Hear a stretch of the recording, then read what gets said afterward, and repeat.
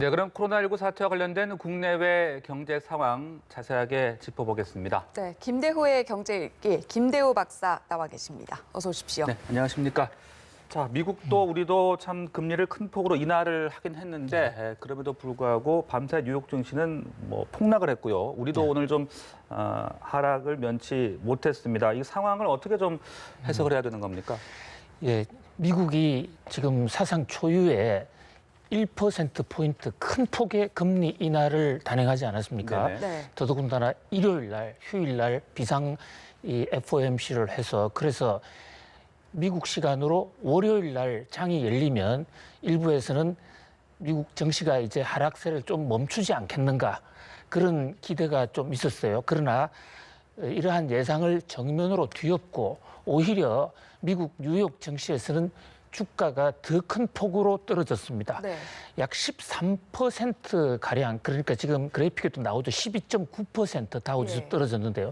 저 정도 하락폭은 1987년 이른바 블랙 먼데이 사건 이후에 33년 만에 하루 폭으로서는 가장 낮은 것이고요. 또 이 떨어진 하락폭 3,000포인트만 놓고 보면 120년 미국 증시 사상 가장 낮게 가장 큰 폭으로 떨어진 겁니다. 그 밖에도 미국뿐만 아니라 캐나다, 브라질, 인근 국가들 전 세계적으로 다 떨어졌죠. 저 영향으로 우리나라도 어저께 한국은행이 금리를 0.5%포인트 내렸습니다만은 오늘 개장 시작과 함께 우리나라 코스피 약 4% 이상 폭락한 상태에서 시작했죠. 네. 그러나 그나마 다행인 것은 장중에 조금씩 선방을 해서 낙폭을 좀 줄였습니다. 네네. 떨어지긴 떨어졌지만 2.4% 정도 떨어지는 선에서 선방했다. 그런 면에서 우리는 미국이나 유럽보다는 상대적으로는 조금 덜 떨어졌고 또 막판에 조금의 반등 기미도 보였다. 그러나 전반적으로는 지금 코로나 공포가 여전히 확산되고 있다 이렇게 볼 수 있겠습니다. 네, 각국이 약간의 미미한 차이는 있습니다만 일단 세계 각국 중앙은행이 금융 완화 정책을 펼치고 있지만 전반적으로 봤을 때는 금리 인하 효과가 크게 나타나지 않고 있다 이렇게 해석이 좀 되고 있거든요. 좀 더 기다려봐야 하는 건지 지금의 상황을 어떻게 봐야 할까요? 네, 굉장히 중요한 대목을 지적해 주셨는데요. 사실 금리만 내려가지고 꺼져가는 경제나 어떤 경제의 불안 심리가 일거에 회복된 그런 전례가 없습니다. 여러 가지 정책이 다양하게 필요하고 또 회복되는 데는 시간이 걸리거든요. 특히 금리 정책은 최소한 몇 개월 정도는 두고 봐야 됩니다. 한 예를 들면 우리가 기업을 한다. 그래서 이 은행으로부터 많은 융자를 받고 사업을 하는데 기업이 코로나 때문에 막혔다 했을 때 금리를 내린 것은 이자는 한 달에 한 번씩 갚아 나가지 않습니까? 당장에 금리 내렸다고 그날 부담이 줄어드는 건 아니에요. 한 달은 있어야 내 금리가 좀 내려가는구나 이렇게 느낄 수가 있고요. 또 금리가 내려간 것이 기업의 수지 개선으로 나타나 자금 조달 코스트가 줄었다. 이것은 적어도 6개월 정도는 가야 되는 것입니다. 그렇기 때문에 현재까지 금리 인하 그 다음 날 효과가 나오지 않았다고 해서 너무 우리가 조급할 필요 없다는 측면 하나 말씀드리고 올 수가 있고요. 또 하나 중요한 대목은 지금 이번에 이 코로나 공포는 적어도 경제적으로는 보이지 않는 공포와의 싸움이에요. 인비지블 하러라고 부르는데요. 지금 금융위기라든지 실물위기 이런 것은 회계장부상 딱딱 떨어지는데 지금 코로나 때문에 얼마나 피해가 있을지 짐작을 잘 못합니다. 그러니까 막연한 불안감. 사실은 경제 운영하는 하는 과정에서는 피해가 좀 크더라도 확실한 규모가 확정이 되면 손비 처리하고 넘어가면 되는데 지금 이 코로나 같은 애매모호한 불안감 상태에서는 어느 정도 규모가 커질지 모르기 때문에 그 공포가 계속 정폭되고 머리 상상 속에서 더 커져가거든요. 그런 면에서 이 사태를 좀 해결하는 데는 조금 시간이 걸릴 수 있다. 그래서 너무 금리 인하 정책에 했는데 왜 효과가 없느냐. 그 다음 날 이렇게 왜 경제가 안정이 되지 않느냐라고 이 확인하는 것은 조금 무리일 것 같고요. 네. 2008년도 금융위기 당시에 그때 우리나라 주가가 약 1년에 걸쳐서 34% 떨어졌습니다. 2008년도. 그런데 지금 우리나라 주가가 많이 떨어졌다고 그러지만 첫 번째 코로나 확진 환자가 생긴 게 1월 20일이지 않습니까? 예. 그때부터 지금 주가 떨어진 게 정확하게 24%입니다. 물론 24%가 적다는 것은 아니지만은 그러나 현재까지 나타나고 있는 이 충격파가 적어도 심리적으로는 네. 굉장히 그 충격이 크지만 구체적인 지수로는 아직 좀 덜하다 이렇게 볼 수 있습니다. 네, 일단 상황을 좀 장기적인 안목에서 지켜볼 필요가 있다라고 얘기를 좀 그렇습니다. 해주셨는데 그렇다면 상황에 따라서 좀 한국은행이 추가 금리 인하를 좀 단행할 가능성에 대해서는 어떻게 보십니까? 그렇습니다. 저는 한국은행의 금리 추가 인하 가능성은 뭐 상당히 가능성이 높다 네. 이렇게 보고요. 가능성을 넘어서서 당위적으로 한국은행이 좀 보다 더 공격적으로 적극적으로 선제적으로 금융 완화와 금리 인하 정책을 취해야 된다고 봅니다. 지금 우리나라 금리는 0%로 내렸다라고 얘기를 하지만 네. 금리는 상대적인 것인데 우리나라 기준금리 0.75%예요. 미국의 0.0%, 일본의 마이너스 0.1%, 또 유럽도 마이너스 아닙니까? 그런데 비하면 우리나라는 여전히 금리가 지금 높은 편이에요. 네. 물론 금리를 자꾸 낮추면 그동안 그 후에는 이제 금리 정책을 할 수단이 없어진다라고 할 수도 있지만은 지금 그래픽에서 보시는 대로 우리나라 0.7은 다른 우리 경쟁국들보다 금리가 높습니다. 기업에 부담이 될 수도 있는 것이에요. 금리를 내릴 필요가 있고요. 그리고 금리가 좀 떨어지게 될 경우에는 금리가 제로가 돼서 그다음에 이제 정책 수단이 없어지는 게 아닙니다. 네. 양적 완화라든지 또 펀드를 만든다든지 다양한 방법이 있어요. 그래서 한국은행이 좀 더 공격적으로 지금 나라별 금리 기준표를 보면 네. 중국이나 러시아는 후진국들입니다. 후진국하고 비교할 지금 수준은 아니고요. 다른 우리 비슷한 나라 자본주의 선진국에서는 우리가 금리가 지금 제일 높은 수준이에요. 네. 네. 또 추가 금리가 필요하다 이렇게 네, 봅니다. 알겠습니다. 자, 이런 가운데 문재인 대통령이 이제 상황이 좀 심각하다고 인식을 하고 비상경제회의 구성을 지시를 했습니다. 이제 15일 첫 주재 회의를 하겠다고 밝힌 상황인데 어떤 점들이 좀 시급하게 논의가 될까요? 2차 추경도 있을 수 있을 것 같고요. 19일 날 회의를 하시겠다고 그러지 않았습니까? 네네. 예. 자, 대통령께서 저렇게 비상경제대책회의를 하겠다라는 이 대목은 국민들에게 또는 경제 관료들에게 자, 이 상황이 상당히 엄중하구나. 국가적인 차원에서 관리해야 되겠다는 그런 인식을 불어넣어준다는 점에서 매우 시적절하다고 봐요. 잘 아시는 대로 이 김대중 대통령 때 그 당시 우리나라 IMF 외환 위기를 맡고 있었지 않습니까? 그때가 1978년입니다. 1998년.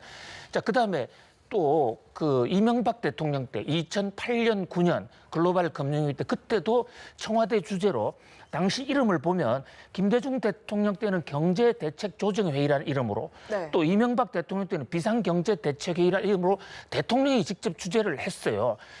대통령이 직접 아이디어를 내놓는 이런 구체적인 아이디어를 내놓는 차원은 아니지만은 일단 대통령이 회의를 주재하게 되면 몇 가지 기대할 수 있는 효과가 있습니다.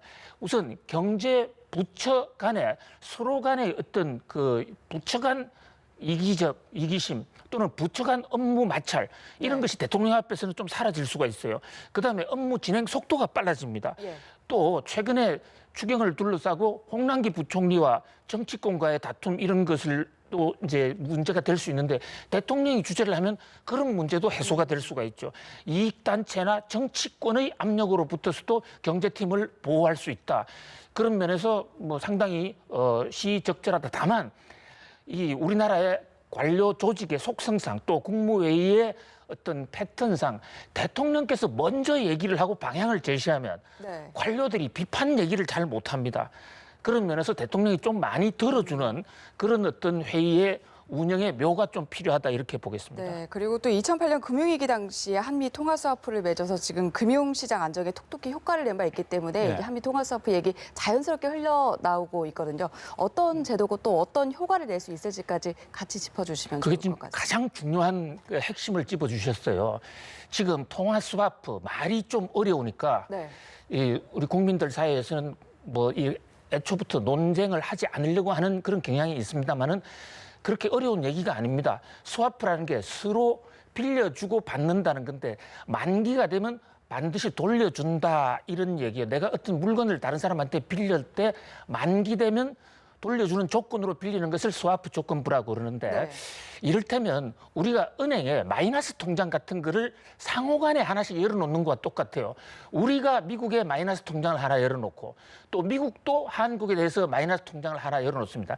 지금 금융위기와 관련해서 제일 지금 문제가 주가 하락이라든지 금리가 아닙니다. 가장 중요한 것은 환율입니다. 네. 환율이 무너지면 돈이 다 빠져나가서 우리나라 국가 부도로 갈 수도 있거든요. 그런 차원에서 갑자기 우리나라의 외환이 부족해진다든지 또는 일시에 우리 지금 외환 보유고가 4천억 달러가 충분히 넘어갑니다. 그럼에도 불구하고 어떤 세력이 돈을 빼나간다고 할 경우에 우리 돈이 없으면 우리가 개설해놓은 스와프 통장, 네. 그러니까 마이너스 통장, 미국에 개설하는 그 통장에서 달러를 좀 끌어와 쓰고 또 미국이 어려우면 한국의 원화를 좀 가져가는 것입니다. 네.